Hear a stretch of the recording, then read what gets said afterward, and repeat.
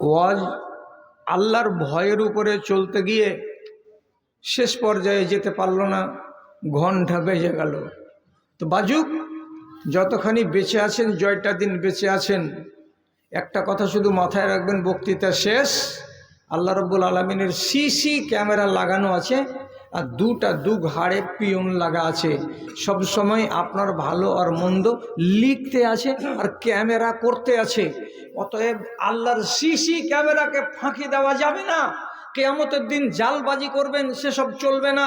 আল্লাহ কোরআনে বলেছেন, ইয়াউমা তুবলা সারায়ের, তুমি দুনিয়াতে কি করেছিলে আর কি করনি সমস্ত সিডি ক্যাসেট আজকে আমি চালু করে দুনিয়া জাহানকে দেখাতে পারি। আল্লাহর কোরআন বলছে তোমার ভেদের কথাকে রেকর্ড করা হচ্ছে। কে করছে? তো আল্লাহর দুই ফেরেশতা করছে, ক্যামেরা করে নিচ্ছে, ক্যামেরা করে নিচ্ছে।